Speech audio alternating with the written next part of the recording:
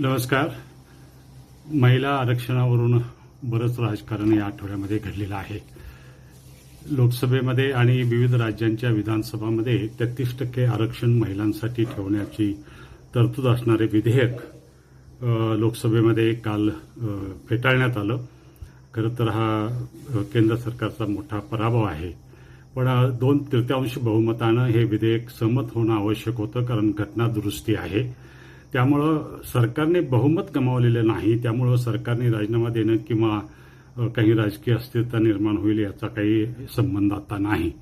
पण जनगणना झाल्यानंतर किंवा दर 10 वर्षांनी होणाऱ्या जनगणनेनंतर मतदारसंघांची पुनर्रचना करावी अशी मार्गदर्शक तत्वे राज्यघटनेमध्ये आहेत.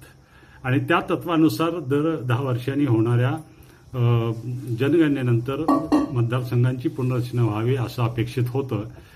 पण गेल्या 2020मध्ये आलेल्या कोविडच्या प्रभावामुळे जनगणना होऊ शकली नाही. ती कारणं दिली गेली आणि जनगणना पुढे ढकलण्यात आली. ती आता जनगणना चालू असताना गरज नसताना पुनर्रचना करण्याचाही डाव आता खेळण्यात आला.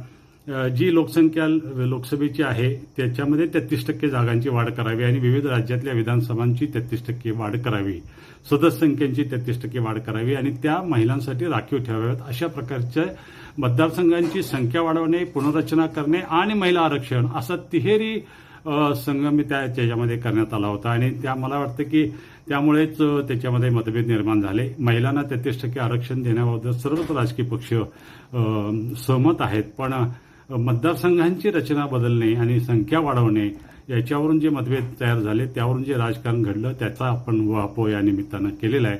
आपल्याला हा जागर कसा वाटला, आपल्या प्रतिक्रिया काय आहेत याच्यावर बरीच मतांतर होत राहतील आणि तुमची देखील वेगवेगळी मतं असू शकतात. त्यामुळं तुमची मतं काय आहेत या विषयावरती ते आपण कळवाव्यात ही आपल्याला नम्र विनंती. धन्यवाद.